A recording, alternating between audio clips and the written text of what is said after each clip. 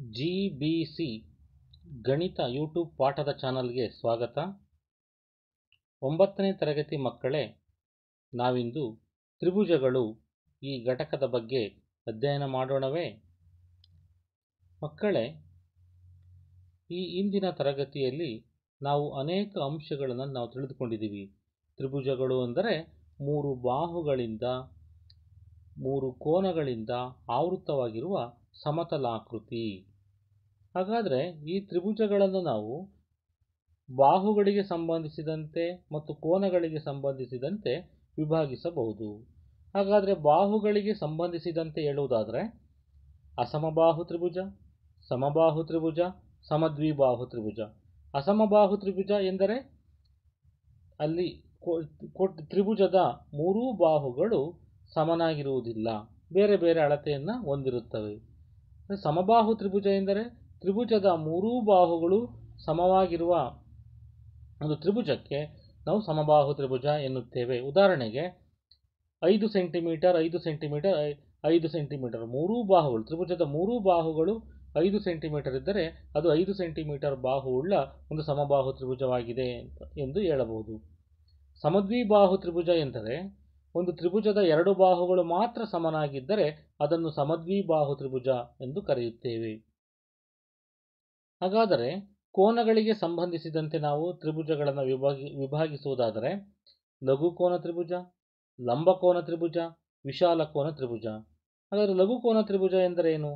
ತ್ರಿಭುಜದ 3 ಕೋನಗಳು 3 ಒಳಕೋನಗಳು 90 ಡಿಗ್ರಿಗಿಂತ ಕಡಿಮೆ ಇದ್ದರೆ ಅದನ್ನು ಲಘುಕೋನ ತ್ರಿಭುಜ ಎನ್ನುವರು.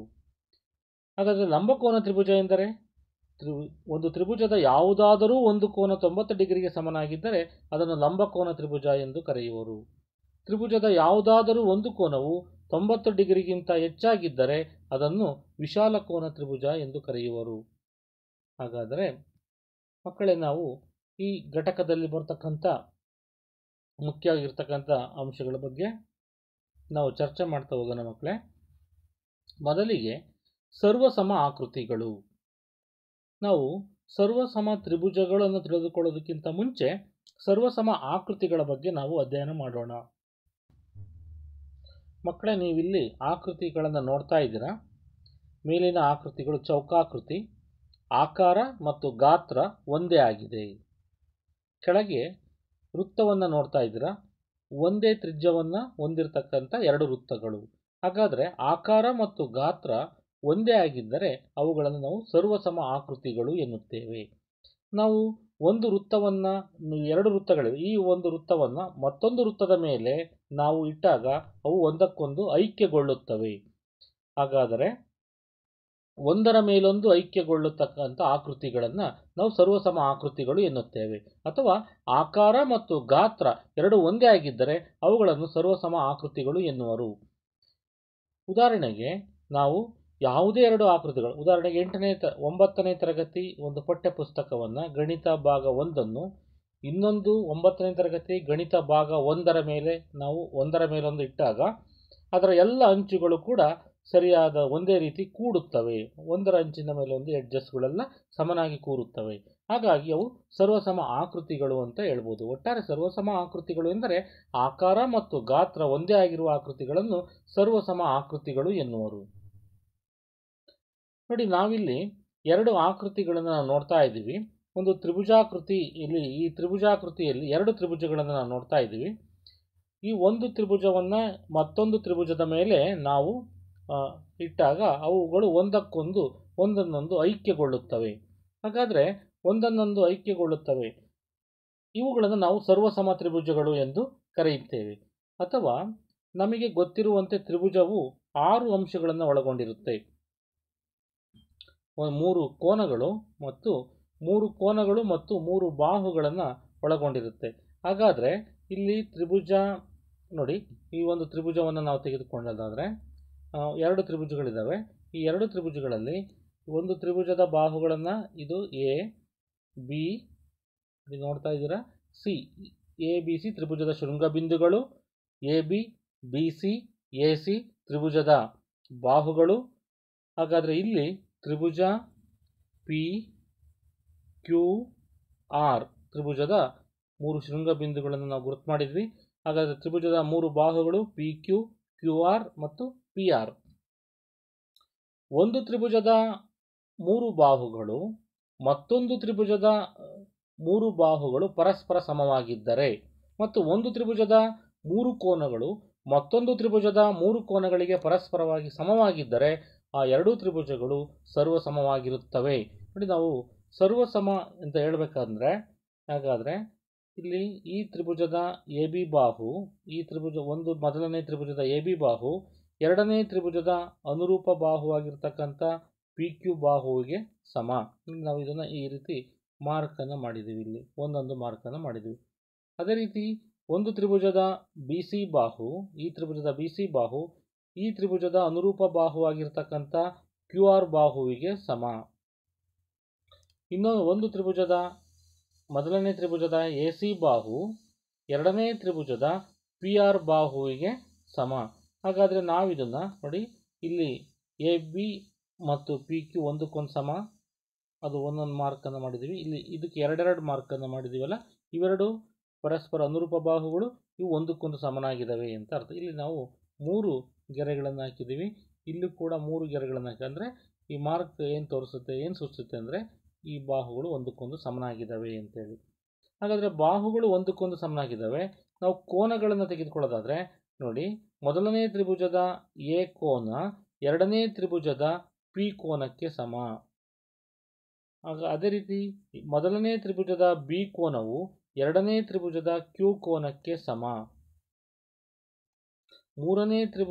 ಮೊದಲನೇ ತ್ರಿಭುಜದ ಸಿ ಕೋನವು ಎರಡನೇ ತ್ರಿಭುಜದ ಆರ್ ಕೋನಕ್ಕೆ ಸಮ. ಹಾಗಾದರೆ ಒಂದು ತ್ರಿಭುಜದ 3 ಬಾಹುಗಳು ಮತ್ತೊಂದು ತ್ರಿಭುಜದ 3 ಬಾಹುಗಳಿಗೆ ಪರಸ್ಪರ ಸಮವಾಗಿವೆ. ಒಂದು ತ್ರಿಭುಜದ 3 ಕೋನಗಳು ಮತ್ತೊಂದು ತ್ರಿಭುಜದ 3 ಕೋನಗಳಿಗೆ ಪರಸ್ಪರ ಸಮವಾಗಿವೆ. ಆದ್ದರಿಂದ ಈ ಎರಡೂ ತ್ರಿಭುಜಗಳು ಅಂದರೆ ತ್ರಿಭುಜ ಎ ಬಿ ಸಿ ಸರ್ವಸಮ ಚಿಹ್ನೆಯನ್ನು ಈ ರೀತಿ ಬರೀಬೇಕು.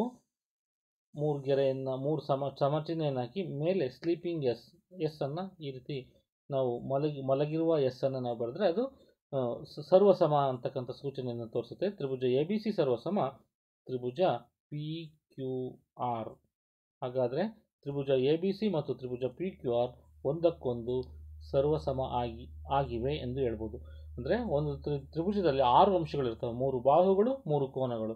ಹಾಗಾದರೆ ಒಂದು ತ್ರಿಭುಜದ 6 ಅಂಶಗಳು ಮತ್ತೊಂದು ತ್ರಿಭುಜದ 6 ಅಂಶಗಳಿಗೆ ಪರಸ್ಪರ ಸಮವಾಗಿದ್ದರೆ ಆ ಎರಡೂ ತ್ರಿಭುಜಗಳು ಸರ್ವಸಮವಾಗಿವೆ ಎಂದು ಹೇಳಬಹುದು.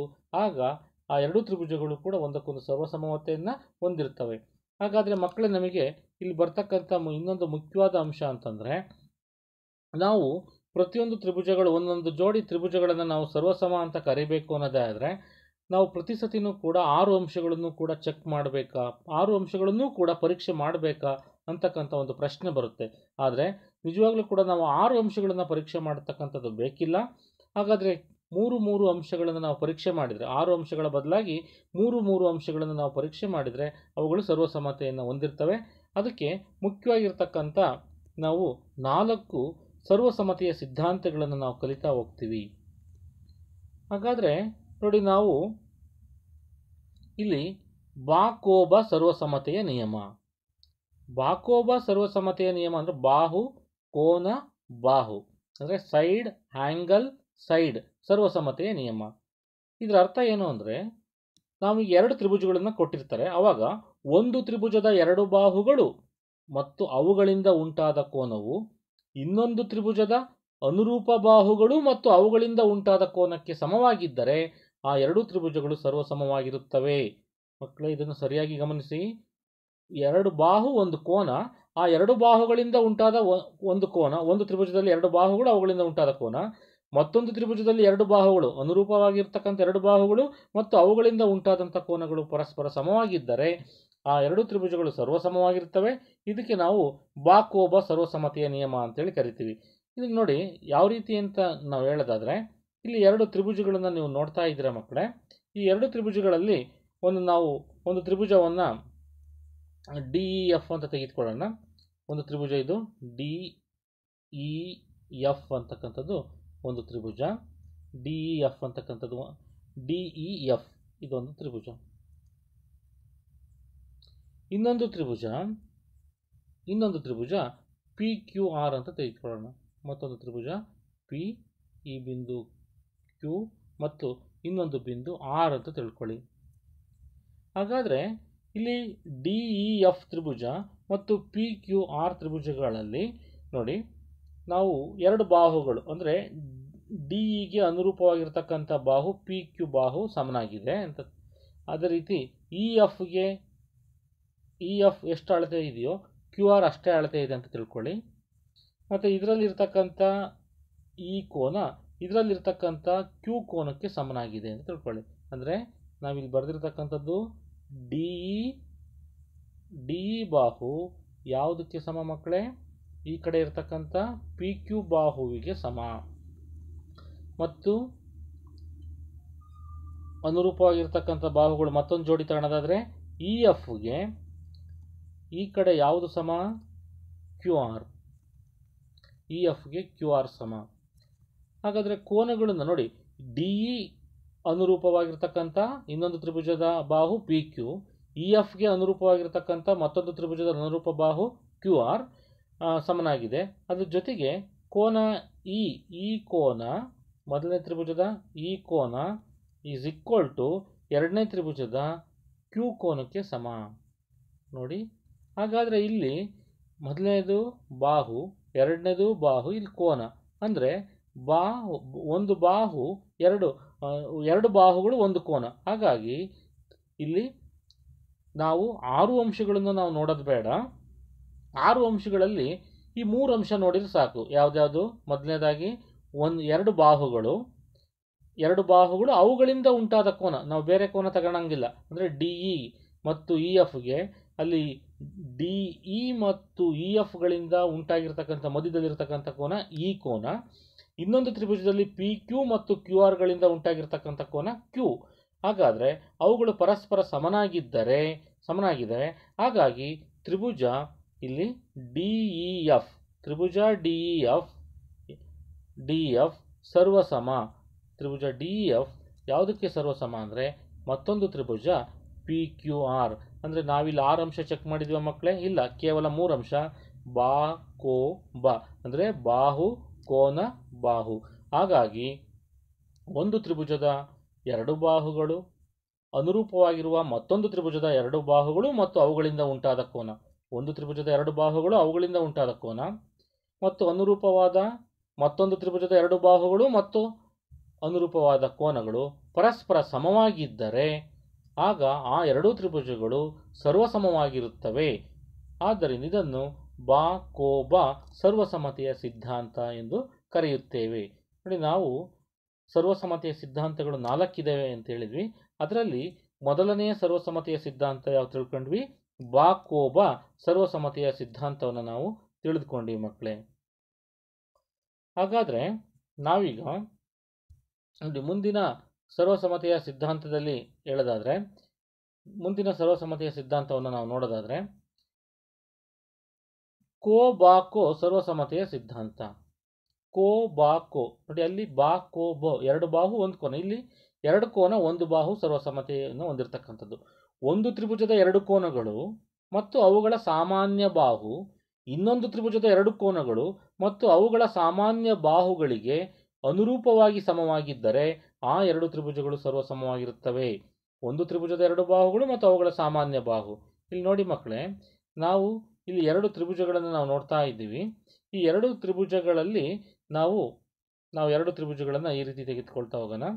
ನೋಡಿ, ಈ ಒಂದು ತ್ರಿಭುಜ ಇದು ಎ ಬಿ ಸಿ ಅಂತಕ್ಕಂಥದ್ದು ಒಂದು ತ್ರಿಭುಜ ಅಂತ ತಿಳ್ಕೊಳ್ಳಿ. A B C. ಮತ್ತೊಂದು ತ್ರಿಭುಜ ಎಕ್ಸ್ ವೈ ಝಡ್ ಅಂತ ಇನ್ನೊಂದು ತ್ರಿಭುಜ ಅಂತ ತಿಳ್ಕೊಳ್ಳಿ. ಎಕ್ಸ್ ವೈ ಮತ್ತು ಈ ಎಕ್ಸ್ ವೈ ಮತ್ತು ಎಕ್ಸ್ ವೈ ಝಡ್ ಇದರಲ್ಲಿ. ಹಾಗಾದರೆ ಎಕ್ಸ್ ಇದು ವೈ, ಈ ಬಾಹು ವೈ, ಶೃಂಗಬಿಂದು ವೈ, ಇದು ಝಡ್. ಇಲ್ಲಿ ಏನು ಹೇಳಿದ್ದಾರೆ ಅಂದರೆ ಒಂದು ತ್ರಿಭುಜದ ನೋಡಿ ಎರಡು ಕೋನ, ಒಂದು ತ್ರಿಭುಜದ ಎರಡು ಕೋನಗಳು ಮತ್ತು ಅವುಗಳಿಂದ ಉಂಟಾಗಿರ್ತಕ್ಕಂಥ ಬಾಹು. ಇಲ್ಲಿ ಬಿ ಕೋನ ಮತ್ತು ಸಿ ಕೋನ ಅಂದರೆ ಬಿ ಕೋನ ಒಂದು ತ್ರಿಭುಜದ ಬಿ ಕೋನ ಇನ್ನೊಂದು ತ್ರಿಭುಜದ ವೈ ಕೋನಕ್ಕೆ ಸಮ. ಒಂದು ತ್ರಿಭುಜದ ಸಿ ಕೋನ ಮತ್ತೊಂದು ತ್ರಿಭುಜದ ಝಡ್ ಕೋನಕ್ಕೆ ಸಮ. ಈ ಬಿ ಕೋನ ಸಿ ಕೋನಗಳಿಂದ ಉಂಟಾಗಿರ್ತಕ್ಕಂಥ ಬಾಹು ಇದರಲ್ಲಿ ಬಿ ಸಿ, ವೈ ಕೋನ ಝಡ್ ಕೋನಗಳಿಂದ ಉಂಟಾಗಿರ್ತಕ್ಕಂಥ ಬಾಹು ಇದರಲ್ಲಿ ವೈ ಝಡ್. ಇವುಗಳು ಪರಸ್ಪರ ಸಮವಾಗಿದ್ದರೆ ಆಗ ಆ ಎರಡು ತ್ರಿಭುಜಗಳು ಪರಸ್ಪರ ಸರ್ವಸಮವಾಗಿರುತ್ತವೆ. ಇದನ್ನು ಕೋಬಾಕೋ ಸರ್ವಸಮತೆಯ ಸಿದ್ಧಾಂತ ಎನ್ನುತ್ತೇವೆ. ನೋಡಿ ಯಾವ್ಯಾವ ಸಮ ಅಂತ ನಾವಿಲ್ಲಿ ಬರಿತಾ ಹೋಗೋಣ. ಒಂದು ತ್ರಿಭುಜದ ಈ ತ್ರಿಭುಜದ ಬಿ ಕೋನ ಮತ್ತೊಂದು ತ್ರಿಭುಜದ ಅನುರೂಪವಾಗಿರ್ತಕ್ಕಂಥ ವೈ ಕೋನಕ್ಕೆ ಸಮನಾಗಿರುತ್ತೆ. ಹಾಗೂ ಒಂದು ತ್ರಿಭುಜದ ಇಲ್ಲಿ ಬಿ ಸಿ ಬಾಹು ಅಂದರೆ ಬಿ ಕೋನ ಮತ್ತು ಸಿ ಕೋನಗಳಿಂದನೇ ಆ ಎರಡು ಕೋನಗಳೇನು ಸಮನಾಗಿದ್ದಾವಲ್ಲ ಆ ಕೋನಗಳಿಂದನೇ ಉಂಟಾಗಿರ್ತಕ್ಕಂಥ ಬಾಹು ಆಗಿರಬೇಕು. ಇಲ್ಲಿ ವೈ ಮತ್ತು ಝಡ್ ಕೋನಗಳಿಂದನೇ ಉಂಟಾಗಿರ್ತಕ್ಕಂಥ ಬಾಹು ವೈ ಝಡ್ ಬಾಹು. ಮತ್ತು ಕೋನ ಇನ್ನೊಂದು ಕೋನ ತೆಗೆದುಕೊಳ್ಳೋದಾದರೆ ಸಿ ಕೋನ ಸಿ ಈಸ್ ಈಕ್ವಲ್ ಟು ಇದಕ್ಕೆ ಅನುರೂಪವಾಗಿರ್ತಕ್ಕಂಥ ಕೋನ ಝಡ್ ಕೋನ. ಹಾಗಾದರೆ ಬಿ ಕೋನ ವೈ ಅದಕ್ಕೆ ಅನುರೂಪವಾಗಿರ್ತಕ್ಕಂಥ ವೈ ಕೋನಕ್ಕೆ ಸಮ, ಬಿ ಸಿ ಬಾಹು ಅದಕ್ಕೆ ಅನುರೂಪವಾಗಿರ್ತಕ್ಕಂಥ ವೈ ಝಡ್ ಬಾಹುವಿಗೆ ಸಮ, ಸಿ ಕೋನ ಝಡ್ ಕೋನಕ್ಕೆ ಸಮ. ನೋಡಿ ಇಲ್ಲಿ ಎರಡು ಕೋನಗಳು ಮತ್ತು ಒಂದು ಬಾಹು ಇದೆ. ಹಾಗಾಗಿ ತ್ರಿಭುಜ ಎ ಬಿ ಸಿ ಸರ್ವಸಮ. ತ್ರಿಭುಜ ಎ ಬಿ ಸಿ ಸರ್ವಸಮ ಯಾವುದಕ್ಕೆ ಅಂದರೆ ತ್ರಿಭುಜ ಎಕ್ಸ್ ವೈ ಝಡ್. ತ್ರಿಭುಜ ಎ ಬಿ ಸಿ ಸರ್ವಸಮ ತ್ರಿಭುಜ ಎಕ್ಸ್ ವೈ ಝಡ್. ಯಾಕೆ ಅಂದರೆ ಬಿಕಾಸ್ ಯಾವ ಸರ್ವಸಮತೆಯ ಸಿದ್ಧಾಂತ ಇದು? ಇದು ಕೋಬಾಕೋ ಕೋನ ಬಾಹು ಮತ್ತು ಕೋಬಾಕೋ ಸರ್ವಸಮತೆಯ ಸಿದ್ಧಾಂತ ಅಂತೇಳಿ ಕರಿತೀವಿ. ಈ ರೀತಿಯಾಗಿ ನಾವು ಕೋಬಾಕೋ ಸರ್ವಸಮತೆಯ ಸಿದ್ಧಾಂತ ತಿಳ್ಕೊಂಡ್ವಿ. ಸೊ ಮೊದಲನೇದಾಗಿ ಬಾಕೋಬಾ, ಎರಡನೇದು ಕೋಬಾಕೋ. ಅದೇ ರೀತಿ ನಾವು ಮತ್ತೊಂದು ಸರ್ವಸಮತೆಯ ಸಿದ್ಧಾಂತವನ್ನು ತಿಳಿದುಕೊಳ್ಳೋಣ ಮಕ್ಕಳೇ. ಹಾಗಾದರೆ ನಾವು ಮುಂದಿನ ಸರ್ವಸಮತೆಯ ಸಿದ್ಧಾಂತ ಯಾವುದು ಅಂದರೆ ಬಾ ಸರ್ವಸಮತೆಯ ಸಿದ್ಧಾಂತ. ಒಂದು ತ್ರಿಭುಜದ ಮೂರು ಬಾಹುಗಳು ಇನ್ನೊಂದು ತ್ರಿಭುಜದ ಮೂರು ಅನುರೂಪ ಬಾಹುಗಳಿಗೆ ಸಮವಾಗಿದ್ದಲ್ಲಿ ಆ ಎರಡೂ ತ್ರಿಭುಜಗಳು ಸರ್ವಸಮವಾಗಿರುತ್ತವೆ. ನೋಡಿ, ಒಂದು ತ್ರಿಭುಜದ ಮೂರು ಬಾಹುಗಳು ಇನ್ನೊಂದು ತ್ರಿಭುಜದ ಮೂರು ಅನುರೂಪ ಬಾಹುಗಳಿಗೆ ಸಮನಾಗಿದ್ದರೆ, ನೋಡಿ ಮಕ್ಕಳೇ ಇಲ್ಲಿ ನೀವು ನೋಡ್ತಾ ಇದ್ದೀರಾ, ಇಲ್ಲಿ ಎರಡು ತ್ರಿಭುಜಗಳಿದ್ದಾವೆ. ಒಂದು ತ್ರಿಭುಜ ಎ ಬಿ ಸಿ, ಮತ್ತೊಂದು ತ್ರಿಭುಜ ಪಿ ಕ್ಯೂ ಆರ್ ಅಂತ ಇರ್ತಕ್ಕಂಥ ಎರಡು ತ್ರಿಭುಜಗಳನ್ನು ನಾವು ನೋಡ್ತಾ ಇದ್ದೀವಿ. ಇಲ್ಲಿ ಒಂದು ತ್ರಿಭುಜ ಎ ಬಿ ಸಿ, ಮತ್ತೊಂದು ತ್ರಿಭುಜ ಪಿ ಕ್ಯೂ ಆರ್ ಅಂತ ತಿಳ್ಕೊಳ್ಳೋಣ. ಹಾಗಾದರೆ ಎ ಬಿ ಸಿ ಮತ್ತು ಪಿ ಕ್ಯೂ ಆರ್ ತ್ರಿಭುಜಗಳಲ್ಲಿ ಎ ಬಿ ಬಾಹು ಅದಕ್ಕೆ ಅನುರೂಪವಾಗಿರ್ತಕ್ಕಂಥ ಪಿ ಕ್ಯೂ ಬಾಹುವಿನ ಅಳತೆಗೆ ಸಮ. ಉದಾಹರಣೆ 7 ಸೆಂಟಿಮೀಟರ್ ಇದ್ದರೆ ಪಿ ಕ್ಯೂನು ಕೂಡ 7, ಎ ಬಿ 7 ಇದ್ದರೆ ಪಿ ಕ್ಯೂನು 7 ಇದೆ. ಬಿ ಸಿ 8 ಇದ್ದರೆ ಇಲ್ಲಿ ಕ್ಯೂ ಆರ್ ಕೂಡ 8 ಇದೆ. ಎ ಸಿ 9 ಇದ್ದರೆ ಪಿ ಆರ್ ಕೂಡ 9 ಇದೆ. ಹಾಗಾದರೆ ಎ ಬಿ ಪಿ ಕ್ಯೂಗೆ ಸಮ, ಬಿ ಸಿ ಕ್ಯೂ ಆರ್ಗೆ ಸಮ, ಎ ಸಿ ಪಿ ಆರ್ಗೆ ಸಮ. ನೋಡಿ ಇಲ್ಲಿ ಮೂರು ಗೆರೆ ಹಾಕಿದರೆ ಇದಕ್ಕೂ 3 ಗೆರೆ ಹಾಕೋಣ. ಒಂದಕ್ಕೊಂದು ಪರಸ್ಪರ ಸಮನಾಗಿದ್ದಾವೆ. ಅಂದರೆ ಒಂದು ತ್ರಿಭುಜದ ಮೂರು ಬಾಹುಗಳು ಅನುರೂಪವಾಗಿರುವ ಮತ್ತೊಂದು ತ್ರಿಭುಜದ ಮೂರು ಬಾಹುಗಳಿಗೆ ಪರಸ್ಪರ ಸಮವಾಗಿದ್ದರೆ ಆ ಎರಡೂ ತ್ರಿಭುಜಗಳು ಒಂದಕ್ಕೊಂದು ಸರ್ವಸಮವಾಗಿರುತ್ತವೆ. ಇದಕ್ಕೆ ಬಾ ಸರ್ವಸಮತೆಯ ಸಿದ್ಧಾಂತ ಅಂತೇಳಿ ಕರಿತೀವಿ. ನೋಡಿ, ಎ ಬಿ ಬಾಹು ಪಿ ಕ್ಯೂ ಬಾಹುವಿಗೆ ಸಮ, ಬಿ ಸಿ ಬಾಹು ಕ್ಯೂ ಆರ್ ಬಾಹುವಿಗೆ ಸಮ. ಅದೇ ರೀತಿ ಎ ಸಿ ಬಾಹು ಪಿ ಆರ್ ಬಾಹುವಿಗೆ ಸಮ. ಒಂದು ತ್ರಿಭುಜದ ಮೂರು ಬಾಹುಗಳು ಮತ್ತೊಂದು ತ್ರಿಭುಜದ ಅನುರೂಪವಾದ ಮೂರು ಬಾಹುಗಳಿಗೆ ಸಮನಾಗಿದೆ. ಹಾಗಾಗಿ ತ್ರಿಭುಜ ಎ ಬಿ ಸಿ ಸರ್ವಸಮ ಇನ್ನೊಂದು ತ್ರಿಭುಜ ಪಿ ಕ್ಯೂ ಆರ್ಗೆ ಸಮನಾಗಿದೆ. ಆ ಕಾರಣದಿಂದ ಈ ಎರಡೂ ತ್ರಿಭುಜಗಳು ಒಂದಕ್ಕೊಂದು ಸರ್ವಸಮವಾಗಿವೆ. ಯಾವ ಸಿದ್ಧಾಂತ ಇದು? ಯಾವ ಸರ್ವಸಮತೆಯ ಸಿದ್ಧಾಂತ? ಬಾ ಅಂದರೆ ಒಂದು ತ್ರಿಭುಜದ ಮೂರು ಬಾಹುಗಳು ಪರಸ್ಪರ ಮತ್ತೊಂದು ತ್ರಿಭುಜದ ಮೂರು ಅನುರೂಪ ಬಾಹುಗಳಿಗೆ ಸಮನಾಗಿವೆ. ಆದ್ದರಿಂದ ಈ ಎರಡು ತ್ರಿಭುಜಗಳು ಸರ್ವಸಮವಾಗಿರುತ್ತವೆ. ಇದನ್ನು ಬಾ ಸರ್ವಸಮತೆಯ ಸಿದ್ಧಾಂತ, ಬಾಹು ಸರ್ವಸಮತೆಯ ಸಿದ್ಧಾಂತ ಅಂತೇಳಿ ಕರಿತೀವಿ ಮಕ್ಕಳೇ. ಹಾಗಾದರೆ ಮತ್ತೊಂದು ಸರ್ವಸಮತೆಯ ಸಿದ್ಧಾಂತವನ್ನು ನಾವು ತಿಳ್ಕೊಳ್ಳೋದಾದರೆ ಲಂಬಕೋನ, ಕರ್ಣ ಬಾಹು ಸರ್ವಸಮತೆಯ ಸಿದ್ಧಾಂತ. ನೋಡಿ, ಲಂಬಕೋನ ತ್ರಿಭುಜಗಳಲ್ಲಿ ಒಂದರ ಕರ್ಣ ಮತ್ತು ಒಂದು ಬಾಹು ಇನ್ನೊಂದು ತ್ರಿಭುಜದ ಕರ್ಣ ಮತ್ತು ಅನುರೂಪ ಬಾಹುವಿಗೆ ಸಮವಾಗಿದ್ದಾಗ ಆ ಲಂಬಕೋನ ತ್ರಿಭುಜಗಳು ಸರ್ವಸಮವಾಗಿರುತ್ತವೆ. ನೋಡಿ, ನೀವು ಮಕ್ಕಳೇ ಇಲ್ಲೊಂದು ತ್ರಿಭುಜವನ್ನು ನೀವು ನೋಡ್ತಾ ಇದ್ದೀರಾ. ಈ ತ್ರಿಭುಜವನ್ನು ನಾವು ಗಮನಿಸಿದಾಗ ಇಲ್ಲಿ ಮಧ್ಯದಲ್ಲಿ ಒಂದು ಲಂಬ ರೇಖೆಯನ್ನು ಎಳೆದಿದೆ. ಎ ಶೃಂಗ ಬಿಂದುವಿನಿಂದ ಬಿ ಸಿ ಶೃಂಗ ಬಿಂದುವಿಗೆ ಒಂದು ಲಂಬ ರೇಖೆಯನ್ನು ಎಳೆದಿದ್ದಾರೆ. ಅಂದರೆ ಎ ಲಂಬ ರೇಖೆಯನ್ನು ಎಳ್ಕೊಂಡಿದ್ದೀವಿ. ಇಲ್ಲಿ ಎ ಬಿ ಸಿ, ಈ ಮಧ್ಯದ ಬಿಂದುವನ್ನು ಡಿ ಅಂತ ಕರೆಯೋಣ. ಸೊ ಇಲ್ಲಿ ಲಂಬ ಬಿ ಸಿ, ನೋಡಿ ಬಿ ಸಿ ಅಥವಾ ಎ ಡಿ ಅಂತಕ್ಕಂಥದ್ದು, ಎ ಡಿ ಯಾವುದಕ್ಕೆ ಲಂಬವಾಗಿದೆ ಅಂದರೆ ಬಿ ಸಿಗೆ ಲಂಬವಾಗಿದೆ. ಹಾಗಾಗಿ ಇಲ್ಲಿ ಎರಡು ಲಂಬಕೋನ ತ್ರಿಭುಜಗಳು ಉಂಟಾಗಿದ್ದಾವೆ. ಈ ಎರಡು ಲಂಬಕೋನ ತ್ರಿಭುಜಗಳಲ್ಲಿ ನಾವು ನೋಡಿ ಒಂದರ ಕರ್ಣ ಅಂದರೆ ಇಲ್ಲಿ ಎ ಬಿ ಅಂತಕ್ಕಂಥದ್ದು ಈ ತ್ರಿಭುಜದ ಕರ್ಣ ಆದರೆ ಇನ್ನೊಂದು ಇಲ್ಲಿ ಎರಡು ಲಂಬಕೋನ ತ್ರಿಭುಜಗಳು ಯಾವ್ಯಾವು? ಒಂದು ಎ ಡಿ ಬಿ, ಇನ್ನೊಂದು ಎ ಡಿ ಸಿ. ಹಾಗಾದರೆ ಕರ್ಣಗಳು ಒಂದಕ್ಕೊಂದು ಸಮನಾಗಿದ್ದಾವೆ. ಎರಡು ಲಂಬಕೋನ ತ್ರಿಭುಜಗಳಲ್ಲಿ ಒಂದರ ಕರ್ಣ ಮತ್ತು ಒಂದು ಬಾಹು, ಒಂದರ ಕರ್ಣ ಮತ್ತು ಒಂದು ಬಾಹು, ನೋಡಿ ಇಲ್ಲಿ ಸಮನಾಗಿರ್ತಕ್ಕಂಥ ಬಾಹು, ಇದನ್ನು ತೆಗೆದುಕೊಳ್ಳೋಣ. ಈ ಎ ಡಿ ಬಾಹು ಅಂತಕ್ಕಂಥದ್ದು ಎರಡು ತ್ರಿಭುಜಗಳಿಗೂ ಒಂದಕ್ಕೊಂದು ಸಮನಾಗಿದೆ. ಮತ್ತು ಒಂದು ಲಂಬಕೋನ, ಇಲ್ಲಿ ಉಂಟಾಗಿರ್ತಕ್ಕಂಥ ಡಿ ಅಂತಕ್ಕಂಥ ಲಂಬಕೋನ ಇದು. ಹಾಗಾಗಿ ನೋಡಿ, ಇಲ್ಲಿ ಒಂದು ಲಂಬಕೋನ, ಒಂದು ಕರ್ಣ, ಇಲ್ಲಿ ಒಂದು ಕರ್ಣ ಮತ್ತು ಮಧ್ಯದಲ್ಲಿ ಉಂಟಾಗಿರ್ತಕ್ಕಂಥ ಸಾಮಾನ್ಯ ಬಾಹು ಒಂದಕ್ಕೊಂದು ಸಮನಾಗಿವೆ. ಹಾಗಾಗಿ ಎರಡು ಲಂಬಕೋನ ತ್ರಿಭುಜಗಳಲ್ಲಿ ಒಂದರ ಕರ್ಣ ಮತ್ತು ಒಂದು ಬಾಹು ಇನ್ನೊಂದು ತ್ರಿಭುಜದ ಕರ್ಣ ಮತ್ತು ಅನುರೂಪ ಬಾಹುವಿಗೆ ಸಮವಾಗಿದ್ದಾಗ ಆ ಲಂಬಕೋನ ತ್ರಿಭುಜಗಳು ಸರ್ವಸಮವಾಗಿರುತ್ತವೆ ಅಂತ ನಾವು ಹೇಳ್ಬೋದು. ಈ ಲಂಬಕೋನ ತ್ರಿಭುಜ ನಾವು ಇಲ್ಲೇನು ಎ ಬಿ ಡಿ ಮತ್ತು ಎ ಡಿ ಸಿ ಬರೆದಿದ್ದೀವಲ್ಲ, ಇದನ್ನು ನಾವು ಎರಡು ಲಂಬಕೋನ ತ್ರಿಭುಜಗಳನ್ನಾಗಿ ಮಾಡ್ಬೋದು. ಅಂದರೆ ಇದನ್ನು ಪ್ರತ್ಯೇಕ ಮಾಡಿದರೆ, ಎ ಡಿ ರೇಖೆಯಿಂದ ಪ್ರತ್ಯೇಕ ಮಾಡಿದಾಗ, ಎ ಡಿ ರೇಖೆಯಿಂದ ನಾವು ಇದನ್ನು ಪ್ರತ್ಯೇಕ ಮಾಡಿದರೆ ಯಾವ ರೀತಿ ಆಗುತ್ತೆ ನೋಡಿ ಮಕ್ಕಳೇ. ಇದು ನೋಡಿ ಪ್ರತ್ಯೇಕ ಮಾಡಿದ್ದೀವಿ. ಅವೆರಡೂ ತ್ರಿಭುಜಗಳು ಈ ರೀತಿ ನಮಗೆ ಪ್ರತ್ಯೇಕವಾಗಿ ಕಾಣ್ತವೆ. ಹಾಗಾದರೆ ಇಲ್ಲಿ ಉಂಟಾಗಿರ್ತಕ್ಕಂಥ ಈ ಎರಡೂ ತ್ರಿಭುಜಗಳು ಒಂದಕ್ಕೊಂದು ಸರ್ವಸಮತೆಯನ್ನು ಹೊಂದಿದ್ದಾವೆ. ಯಾವ ಸಿದ್ಧಾಂತದ ಪ್ರಕಾರ? ಲಂಕಾಬ ಸರ್ವಸಮತೆಯ ಸಿದ್ಧಾಂತದ ಪ್ರಕಾರ. ಹಾಗಾದರೆ ನಾವು ಮುಖ್ಯವಾಗಿರ್ತಕ್ಕಂಥ ಇನ್ನೂ ಕೆಲವು ಅಂಶಗಳನ್ನು ನಾವು ತಿಳಿದುಕೊಳ್ತಾ ಹೋಗಬೇಕು ಮಕ್ಕಳೇ. ತ್ರಿಭುಜದ ಎರಡು ಬಾಹುಗಳು ಅಸಮವಾಗಿದ್ದಾಗ ದೊಡ್ಡ ಬಾಹುವಿನ ಎದುರಿನ ಕೋನವು ದೊಡ್ಡದಾಗಿರುತ್ತದೆ. ಹೇಳಿಕೆಯನ್ನು ಸರಿಯಾಗಿ ಗಮನಿಸಿ. ತ್ರಿಭುಜದ ಎರಡು ಬಾಹುಗಳು ಅಸಮವಾಗಿದ್ದಾಗ ದೊಡ್ಡ ಬಾಹುವಿನ ಎದುರಿನ ಕೋನವು ದೊಡ್ಡದಾಗಿರುತ್ತದೆ.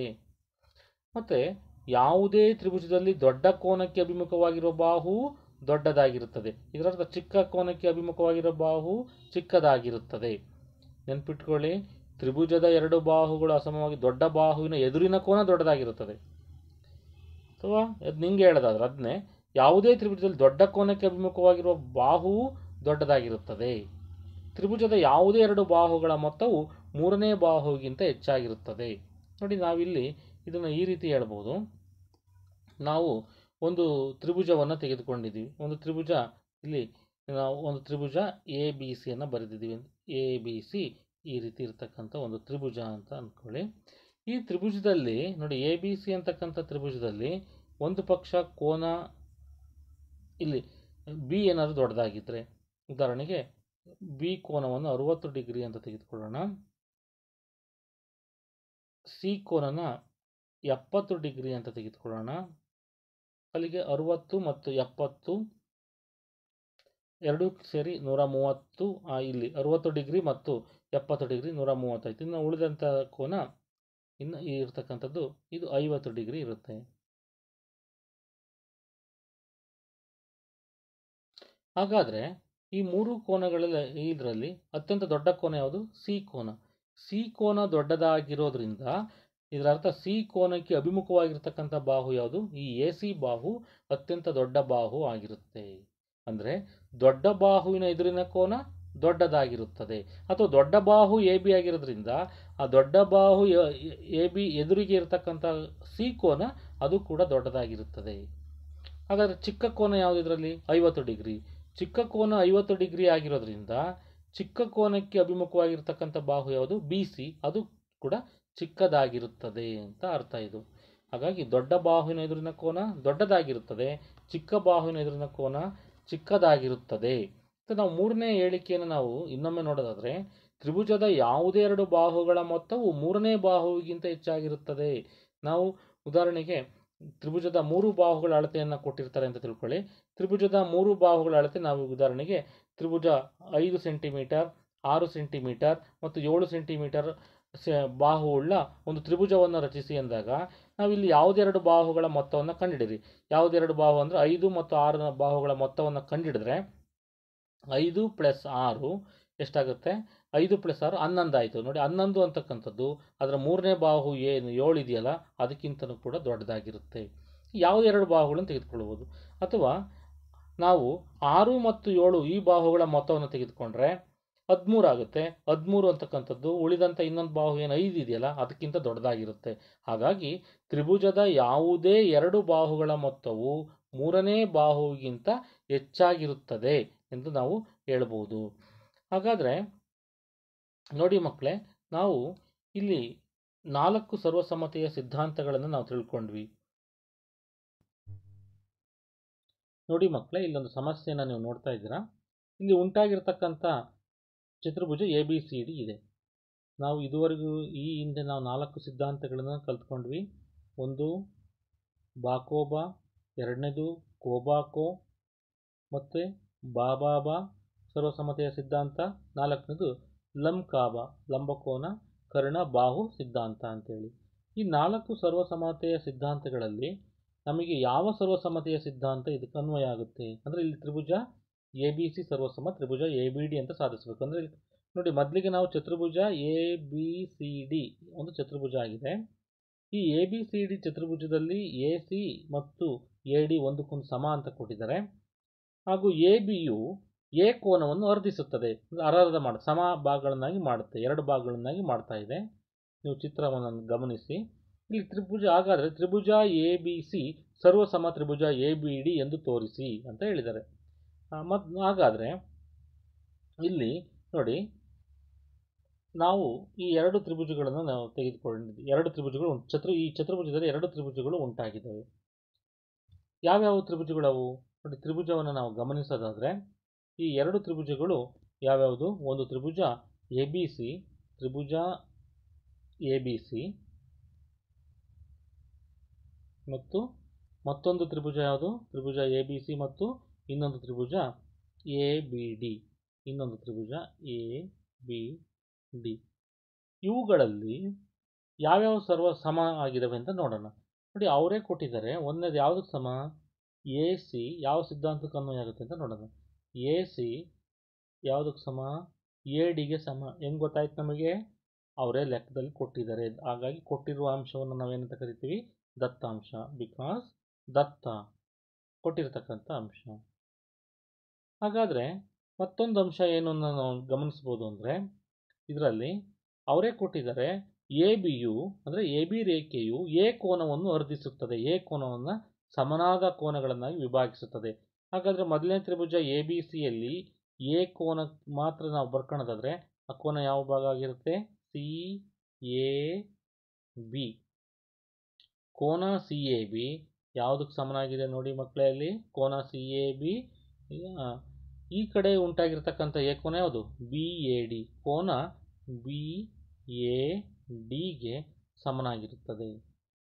ಕೋನ BADಗೆ ಸಮನಾಗಿರುತ್ತೆ. ಹಾಗಾದರೆ ಕೋನ CAB ಸಮ ಕೋನ BAD ಆಗಿರುತ್ತೆ. ಹಾಗಾದರೆ ಇನ್ನೂ ಒಂದು ಬಾಹು ಸಮನಾಗಿದೆ. ಯಾವುದು ಅಂತ ನೋಡ್ತೀರಾ? ನಾವು ತ್ರಿಭುಜ ABC ಅಂದಾಗ AB ಬಾಹುವನ್ನು ನೋಡಿ ಗಮನಿಸಿ. ತ್ರಿಭುಜ ABD ಅಂದಾಗ ಆ AB ಬಾಹುವನ್ನು ಗಮನಿಸಿ. ಎರಡರಲ್ಲೂ ಕೂಡ AB ಬಾಹು ಬರುತ್ತೆ. ಹಾಗಾಗಿ ಈ ತ್ರಿಭುಜದಲ್ಲೂ AB ಇದೆ, ABC ತ್ರಿಭುಜದಲ್ಲೂ AB ಇದೆ, ಅದೇ ರೀತಿ ABD ತ್ರಿಭುಜದಲ್ಲೂ ಕೂಡ AB ಇದೆ. ಹಾಗಾಗಿ AB ಅಂತಕ್ಕಂಥದ್ದು ಉಭಯ ಸಾಮಾನ್ಯ ಬಾಹು. ಹಾಗಾಗಿ ಇದು ಸಾಮಾನ್ಯ ಬಾಹು. ಯಾವುದು? AB ಅಂತಕ್ಕಂಥದ್ದು ಸಾಮಾನ್ಯ ಬಾಹು. ಅದೇ ರೀತಿ ಇಲ್ಲಿ ನಾವು ಮೇಲೆ ಕೋನ CAB ಕೋನ BAD ಅಂತ ಬರೆದ್ವಲ್ಲ, ಅದು ಕೂಡ ದತ್ತಾಂಶ. ಯಾಕೆಂದರೆ ಅರ್ಧಿಸುತ್ತದೆ ಅಂತ ಕೊಟ್ಟಿದ್ದಾರೆ. ಹಾಗಾಗಿ ಅದು ಕೂಡ ದತ್ತ, ಒಂದಕ್ಕೊಂದು ಸಮ ಅಂತ ಹೇಳ್ಬೋದು. ಅರ್ಧಿಸುವ ಕೋನಗಳು ಸಮನಾಗಿರುತ್ತವೆ. ಹಾಗಾದರೆ ಇಲ್ಲಿ ನೋಡಿ, ಎಷ್ಟು ಕೋನಗಳು ನಾವು ಸಮ ಅಂತ ತೋರಿಸಿದ್ವಿ. ಒಂದೊಂದು ಕೋನಗಳು ಸಮನಾಯಿತು, ಎರಡೆರಡು ಬಾಹುಗಳು ಸಮನಾದವು. ಹಾಗಾಗಿ ಇದು ಎರಡು ಬಾಹುಗಳು ಒಂದು ಕೋನ ಪರಸ್ಪರ ಅನುರೂಪವಾಗಿರ್ತಕ್ಕಂಥವುಗಳು ಸಮನಾಗಿರೋದ್ರಿಂದ ಇದು ಯಾವ ಸಿದ್ಧಾಂತ ಅಂತ ಹೇಳ್ಬೋದು ಮಕ್ಕಳೇ? ಇದು ಬಾಹು ಕೋನ ಬಾಹು. ಈ ಬಾಹು ಕೋನ ಬಾಹು ಸರ್ವಸಮತೆಯ ಸಿದ್ಧಾಂತದ ಪ್ರಕಾರ ತ್ರಿಭುಜ ಎ ಬಿ ಸಿ ಸರ್ವಸಮ. ಯಾವ ತ್ರಿಭುಜಕ್ಕೆ?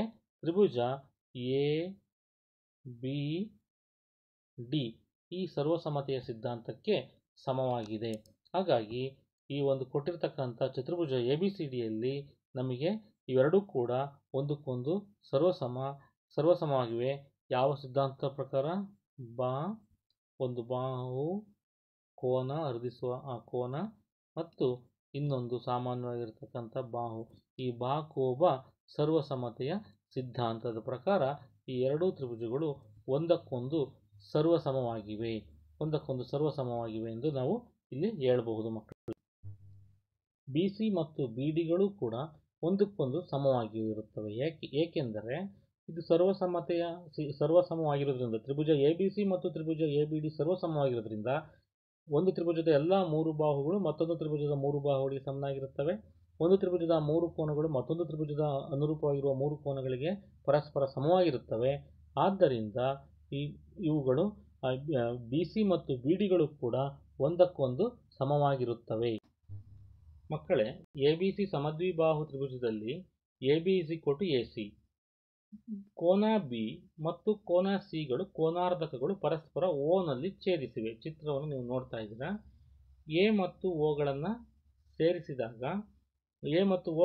ಸೇರಿಸಿದೆ. ಆಗ ನಾವು ಒ ಬಿ ಒ ಸಿ ಎಂದು ಸಾಧಿಸಬೇಕು.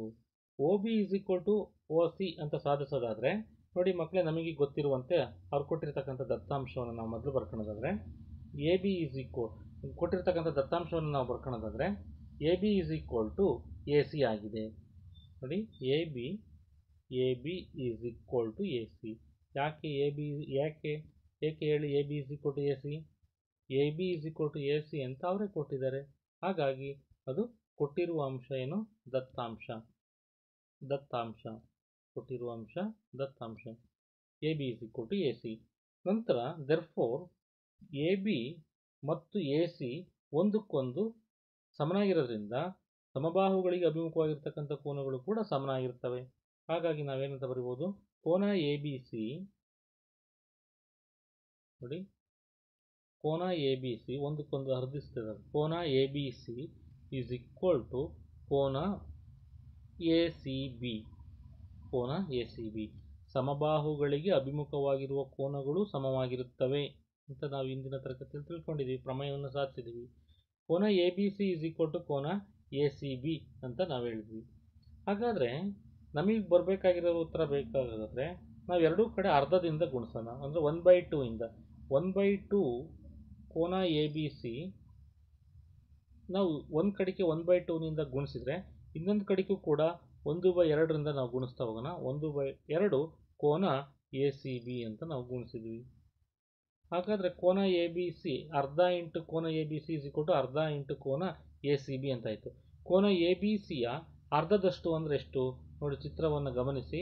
ಕೋನ ಎ ಬಿ ಸಿ ಅಲ್ಲಿ ಕೋನಾರ್ಧಕ ರೇಖೆ ಬಿ ಒ ಅನ್ನು ಅರ್ಧ ಮಾಡಿದೆ, ಕೋನವನ್ನು ಅರ್ಧ ಮಾಡಿದೆ. ಹಾಗಾದರೆ ಉಂಟಾಗಿರ್ತಕ್ಕಂಥ ಕೋನ ಒ ಬಿ ಸಿ ಉಂಟಾಗುತ್ತೆ. ಎ ಬಿ ಸಿಯ ಅರ್ಧದಷ್ಟು ಅಂದರೆ ಎಷ್ಟು? ಕೋನ ಒ ಬಿ ಸಿ. ಅದೇ ರೀತಿ ಈ ಕಡೆ ಕೋನ ಒ ಸಿ ಬಿ ಆಗುತ್ತೆ. ನೋಡಿ, ಒ ಸಿ ಬಿ. ಈ ಕಡೆ ಒ ಬಿ ಸಿ ಆಯಿತು, ಈ ಕಡೆ ಒ ಸಿ ಬಿ. ಅಂದರೆ ಅದರ ಅರ್ಧದಷ್ಟು ಎ ಸಿ ಬಿ ಕೋನದ ಅರ್ಧದಷ್ಟು ಎಷ್ಟಕ್ಕೆ ಸಮ? ಒ ಸಿ ಬಿಗೆ ಸಮ. ಒ ಸಿ ಬಿ ಕೋನಕ್ಕೆ ಸಮ ಅಂತ ಆಯಿತು. ಹಾಗಾದರೆ O B C is equal to O C B ಎರಡು ಕೋನಗಳು ಸಮನಾಗಿದ್ದಾವೆ. ಎರಡೂ ಕೋನಗಳು ಸಮನಾಗಿದ್ದರೆ ಸಮಕೋನಗಳಿಗೆ ಅಭಿಮುಖವಾಗಿರುವ ಬಾಹುಗಳು ಕೂಡ ಒಂದಕ್ಕೊಂದು ಸಮನಾಗಿರ್ತವೆ. ಹಾಗಾಗಿ ಅಲ್ಲಿ ಉಂಟಾಗಿರ್ತಕ್ಕಂಥ ಬಾಹು ಒ ಬಿ ಬಾಹು ಯಾವುದಕ್ಕೆ ಸಮನಾಗುತ್ತೆ? ಒ ಸಿಗೆ ಸಮನಾಗುತ್ತೆ. ಆದ್ದರಿಂದ O B is equal to O C ಎಂದು ಸಾಧಿಸಿದೆ. ಇದೇ ಅಲ್ವಾ ಮಕ್ಕಳೇ ನಾವು ಸಾಧಿಸಬೇಕಾಗಿದ್ದು? O B is equal to O C ಆಗಿದೆ. ಸಮಕೋನಗಳು ಕೋನ ಒ ಬಿ ಸಿ ಮತ್ತು ಕೋನ ಒ ಸಿ ಬಿ ಸಮಕೋನಗಳು ಅಂತಂದರೆ ಸಮಕೋನಗಳಿಗೆ ಅಭಿಮುಖವಾಗಿರತಕ್ಕಂಥ ಬಾಹುಗಳು ಕೂಡ ಸಮವಾಗಿರ್ತವೆ. ಹಾಗಾಗಿ O B is equal to O C ಎಂದು ಸಾಧಿಸಲಾಗಿದೆ.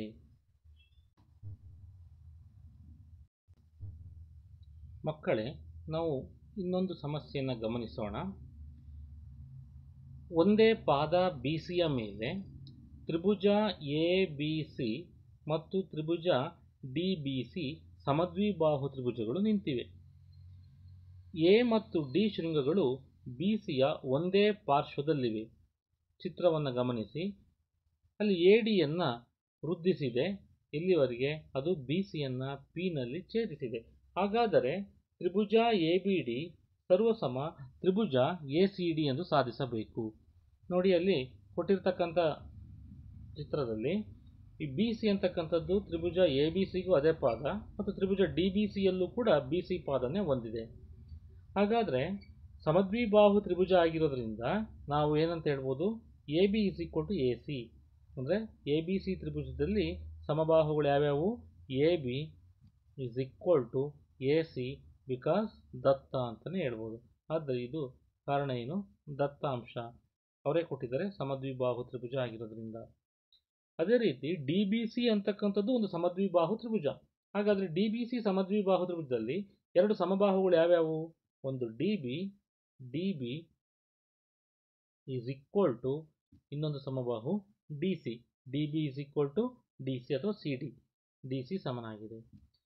ಹಾಗಾದರೆ ನಾವು ನೋಡಿ, ಅಲ್ಲಿ AD ಅಂತಕ್ಕಂಥದ್ದು ಈ ಎರಡೂ ತ್ರಿಭುಜಗಳಿಗೂ ಬರುತ್ತೆ. ಅಂದರೆ ಯಾವ್ಯಾವ ತ್ರಿಭುಜ ತೆಗೆದುಕೊಂಡಿದ್ದೀವಿ ನಾವಿಲ್ಲಿ ಅಂದರೆ ABD ಮತ್ತು ACD ತ್ರಿಭುಜವನ್ನು ನಾವು ತೆಗೆದುಕೊಂಡಾಗ ಆ ABD ಮತ್ತು ADCಗಳಲ್ಲಿ AD = AC ಆಗಿ AD ಎರಡೂ ತ್ರಿಭುಜಗಳಿಗೂ ಇದೆ. ನೋಡಿ, ನಾವು ಇದುವರೆಗೂ ನೋಡಿದಂಥ ತ್ರಿಭುಜ ಯಾವುದು? ABD ಮತ್ತು ADC ತ್ರಿಭುಜಗಳಲ್ಲಿ AB = AC. ಏಕೆಂದರೆ ABC ತ್ರಿಭುಜದ ಸಮಬಾಹುಗಳು. DB = DC ಏಕೆಂದರೆ DBC ತ್ರಿಭುಜದ ಸಮಬಾಹುಗಳು. ಮತ್ತು AD = AD ಅಂದರೆ ABD ಮತ್ತು ADC ಸಮದ್ವಿಬಾಹು ತ್ರಿಭುಜಗಳಲ್ಲಿ ABD ಮತ್ತು ADC ತ್ರಿಭುಜಗಳಲ್ಲಿ AD = AD. ಯಾಕೆ? ಸಾಮಾನ್ಯ ಬಾಹು. ಆದ್ದರಿಂದ ನೋಡಿ, ಮೂರೂ ಕೂಡ ಬಾಹುಗಳೇ ಸಮನಾಗಿವೆ.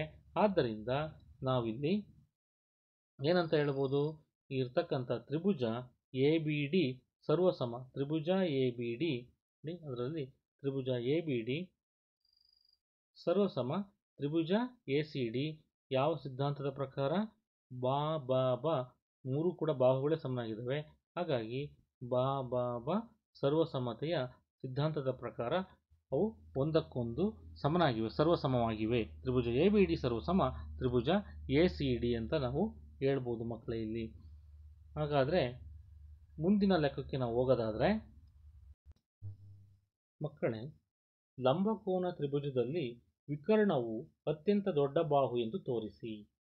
ಹಾಗಾದರೆ ನೋಡಿ, ಲಂಬಕೋನ ತ್ರಿಭುಜದಲ್ಲಿ ACಯನ್ನು ಇಲ್ಲಿ ವಿಕರ್ಣ ಅಂತ ಕರಿತೀವಿ. AB ಮತ್ತು BC ಇತರೆ ಬಾಹುಗಳು. B ಶೃಂಗ ಬಿಂದುವಿನಲ್ಲಿ 90 ಡಿಗ್ರಿ ಉಂಟಾಗಿದೆ.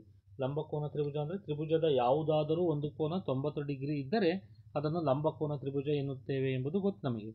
ಲಂಬಕೋನ ಶೃಂಗ B ಅದರ ಅಭಿಮುಖ ಬಾಹು AC ಅನ್ನೋದೇ ವಿಕರ್ಣ ಆಗುತ್ತೆ. ಆ ವಿಕರ್ಣವು ಅತ್ಯಂತ ದೊಡ್ಡ ಬಾಹು ಅಂತ ನಾವು ತೋರಿಸ್ಬೇಕು. ಮಕ್ಕಳೇ, ನಮಗೆ ಗೊತ್ತಿದೆ, B ಕೋನ ಏನಾದರೂ 90 ಡಿಗ್ರಿ ಆದರೆ A ಕೋನ ಮತ್ತು C ಕೋನ ಎರಡೂ ಸೇರಿ 90 ಡಿಗ್ರಿ ಆಗಬೇಕು. ಯಾಕೆ? ತ್ರಿಭುಜದ ಮೂರೂ ಒಳಕೋನಗಳ ಮೊತ್ತ ಟೋಟಲ್ 180 ಡಿಗ್ರಿ ಆಗಬೇಕಾಗಿರೋದ್ರಿಂದ B ಕೋನ 90 ಡಿಗ್ರಿ ಆದರೆ ಉಳಿದೆರಡು ಕೋನಗಳ ಮೊತ್ತ ಅದು ಕೂಡ 90 ಆಗುತ್ತೆ. ಆವಾಗ ಮೂರು ಒಳಕೋನಗಳ ಮೊತ್ತ 180 ಡಿಗ್ರಿ ಆಗುತ್ತೆ. ಹಾಗಾದರೆ ಇಲ್ಲಿ ನಮಗೆ ಗೊತ್ತಿರುವಂತೆ ನೋಡಿ, ಹಾಗಾದರೆ B ಕೋನ 90 ಡಿಗ್ರಿ ಇರೋದ್ರಿಂದ A ಕೋನ ಚಿಕ್ಕದಾಗಿದೆ. ಯಾವ ಕೋನಕ್ಕಿಂತ? A ಕೋನ A ಚಿಕ್ಕದು ಯಾವ ಕೋನಕ್ಕಿಂತ? ಕೋನ Bಗಿಂತ. A ಕೋನ ಚಿಕ್ಕದು Bಗಿಂತ. A ಕೋನ ಚಿಕ್ಕದು Bಗಿಂತ ಅಂತ ನಾವು ಬರೆದ ಮೇಲೆ ನಮಗೆ ಗೊತ್ತಿದೆ, ಚಿಕ್ಕ ಕೋನದ ಎದುರಿನ ಬಾಹು ಚಿಕ್ಕದಾಗಿರುತ್ತದೆ. ಹಾಗಾದರೆ ಇಲ್ಲಿ A ಕೋನ ಅದರ ಅಭಿಮುಖ ಬಾಹು ಯಾವುದು ನೋಡಿ? A ಕೋನಕ್ಕೆ ಅಭಿಮುಖವಾಗಿರ್ತಕ್ಕಂಥ ಬಾಹು BC ನಾವು ಚಿಕ್ಕದು ಈ ಚಿಹ್ನೆಯನ್ನು ಹಾಕೋಣ. ಹಾಗಾದರೆ B ಕೋನಕ್ಕೆ ಅಭಿಮುಖವಾಗಿರ್ತಕ್ಕಂಥ ಬಾಹು ಯಾವುದು? AC. ದೊಡ್ಡ ಕೋನದ ಅಭಿಮುಖ ಬಾಹು ದೊಡ್ಡದಾಗಿರುತ್ತದೆ. ಹಾಗಾಗಿ ಇಲ್ಲಿ A ಕೋನ ಚಿಕ್ಕದು B ಕೋನ ವಿಚ್ ಇಂಪ್ಲಾಯ್ಸ್ ಅಂದರೆ ಇದರಿಂದ ನಮಗೆ ತಿಳಿತಕ್ಕಂಥದ್ದು ಏನು ಅಂದರೆ ಬಿ ಸಿ ಚಿಕ್ಕದು ಎ ಸಿಗಿಂತ. ಹಾಗಾದರೆ ನಾವು ಇನ್ನೊಂದು ಕೋನವನ್ನು ತೆಗೆದುಕೊಳ್ಳೋಣ. ಯಾವುದು? ಸಿ ಕೋನ ಚಿಕ್ಕದು ಬಿ ಕೋನಕ್ಕಿಂತ. ನಮಗೆ ಗೊತ್ತಿದೆ ಯಾಕೆಂದರೆ ಬಿ ಕೋನ 90 ಡಿಗ್ರಿ ಆಗಿರೋದ್ರಿಂದ ಸಿ ಕೋನ ಚಿಕ್ಕದು ಬಿ ಕೋನಕ್ಕಿಂತ. ಹಾಗಾದರೆ ಸಿ ಕೋನಕ್ಕೆ ಅಭಿಮುಖ ಬಾಹು ಯಾವುದು? A B. ಸಿ ಕೋನದ ಅಭಿಮುಖ ಬಾಹು ಎ ಬಿ. ಹಾಗಾದರೆ ಎ ಬಿ ಚಿಕ್ಕದು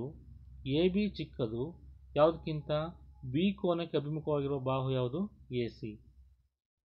ನೋಡಿ, ಇಲ್ಲಿ ನಾವು ಬಿ ಸಿ ಚಿಕ್ಕದು ಎ ಸಿ ಅಂತ ಬರೆದ್ವಿ, ಇದು ಸಮೀಕರಣ 1. ಎ ಬಿ ಚಿಕ್ಕದು ಎ ಸಿ ಅಂತ ಬರೆದ್ವಿ, ಇದು ಸಮೀಕರಣ 2. ಹಾಗಾದರೆ ಸಮೀಕರಣ 1 ಮತ್ತು 2 ಗಮನಿಸಿದಾಗ ಬಿ ಸಿ ಎಂಬುದು ಎ ಸಿಗಿಂತ ಚಿಕ್ಕದು, ಎ ಬಿ ಎಂಬುದು ಕೂಡ ಎ ಸಿಗಿಂತ ಚಿಕ್ಕದು. ಹಾಗಾದರೆ ಅವೆರಡೂ ಕೂಡ ಚಿಕ್ಕದಾದರೆ ಎ ಸಿ ಏನಾಗಿರುತ್ತೆ? ಎ ಸಿ ಅತ್ಯಂತ ದೊಡ್ಡ ಬಾಹು ಆಗಿದೆ. ಆದ್ದರಿಂದ ಸಮೀಕರಣ 1 ಮತ್ತು 2ರಿಂದ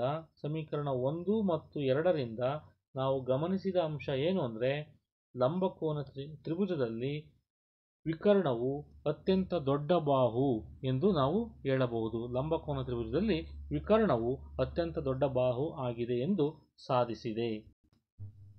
ಮಕ್ಕಳೇ, ಇನ್ನೊಂದು ಸಮಸ್ಯೆಯನ್ನು ನಾವು ನೋಡೋದಾದರೆ, ಒಂದು ಸಮಬಾಹು ತ್ರಿಭುಜದ ಪ್ರತಿ ಕೋನದ ಅಳತೆ 60 ಡಿಗ್ರಿ ಇರುತ್ತದೆ ಎಂದು ತೋರಿಸಿ.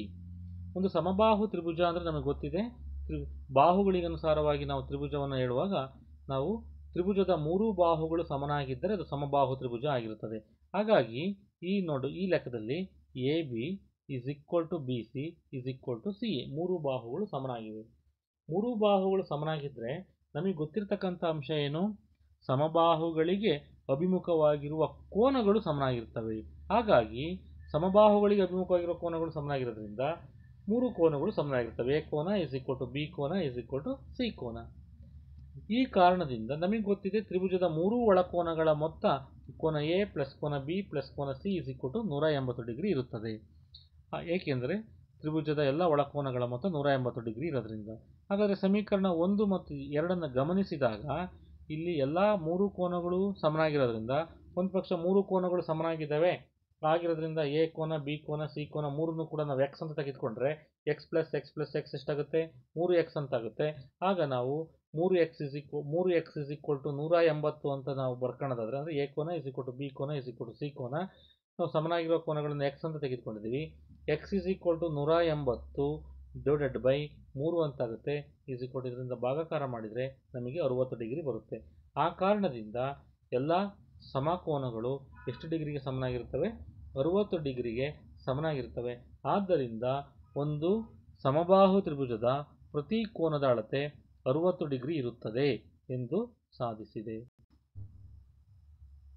ನೋಡಿ ಮಕ್ಕಳೇ, ಇದರಲ್ಲಿ ನಾವು ಇನ್ನೊಂದು ಸಮಸ್ಯೆಯನ್ನು ನಾವು ಬಿಡಿಸಬೇಕಾಗತ್ತೆ. O A is equal to O B ಮತ್ತು O D is equal to O C ಅವರೇ ಕೊಟ್ಟಿದ್ದಾರೆ. O A is equal to O B ದತ್ತಾಂಶ, O D is equal to O C ಆದಾಗ ತ್ರಿಭುಜ ಎ ಒ ಡಿ ಸರ್ವಸಮ ತ್ರಿಭುಜ B O C.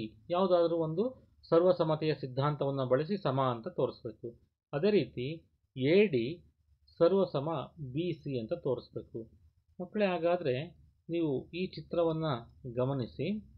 Tribhuja A O D ಮತ್ತು B O ಸಿಗಳಲ್ಲಿ, ಇಲ್ಲಿ ಈ ತ್ರಿಭುಜ ಇದು ಎ ಒ ಡಿ, ಈ ತ್ರಿಭುಜ ಬಿ ಒ ಸಿ. ಈ ಎರಡೂ ತ್ರಿಭುಜಗಳಲ್ಲಿ ಒ ಎ ನೋಡಿ, ಒ ಎ ಬಾಹು ಮತ್ತು ಈ ತ್ರಿಭುಜದ ಒ ಬಿ ಬಾಹು ಒಂದಕ್ಕೊಂದು ಸಮ. O A is equal to O B. ಅದೇ ರೀತಿ ಒ ಡಿ ನೋಡಿ, O D is equal to O ಸಿಗೆ ಸಮ. ಇದು ಕೊಟ್ಟಿರೋ ಅಂಶನೇ, ಇದು ಲೆಕ್ಕದಲ್ಲೇ ಕೊಟ್ಟಿದ್ದಾರೆ. O A is equal to O B, O D is equal to O C ಅಂತೇಳಿ. ಹಾಗಾದರೆ ನಾವು ನೋಡಬೇಕಾಗಿರೋದು ಈ ಶೃಂಗ ಬಿಂದುವಿನಲ್ಲಿ ಪರಸ್ಪರ ಅಭಿಮುಖವಾಗಿರ್ತಕ್ಕಂಥ ಕೋನ. ಇದು ಶೃಂಗಾಭಿಮುಖ ಕೋನ. ನೋಡಿ, ಈ ಓ ಕೋನ ಏನಿದೆಯಲ್ಲ, ಇದು ಶೃಂಗ ಬಿಂದುವಿನಲ್ಲಿ ಪರಸ್ಪರ ಅಭಿಮುಖವಾಗಿರ್ತಕ್ಕಂಥ ಕೋನಗಳು ಪರಸ್ಪರ ಒಂದಕ್ಕೊಂದು ಸಮನಾಗಿರ್ತವೆ. ಹಾಗಾದರೆ ಒಂದು ಕೋನ, ಎರಡು ಜೊತೆ ಬಾಹುಗಳು O A is equal to O B, O D is equal to O C, ಕೋನ A O D is equal to ಕೋನ ಬಿ ಒ ಸಿ, ಶೃಂಗಾಭಿಮುಖ ಕೋನಗಳು ಸಮನಾಗಿದ್ದಾವೆ. ಹಾಗಾಗಿ ಬಾಹು ಎರಡು ಜೊತೆ, ಕೋನ ಒಂದಾಗಿರೋದ್ರಿಂದ, ಒಂದು ಜೊತೆ ಆಗಿರೋದ್ರಿಂದ ಬಾ ಕೋ ಬಾ ಸರ್ವಸಮತೆಯ ಸಿದ್ಧಾಂತದ ಪ್ರಕಾರ ತ್ರಿಭುಜ ಎ ಒ ಡಿ ಮತ್ತು ತ್ರಿಭುಜ ಎ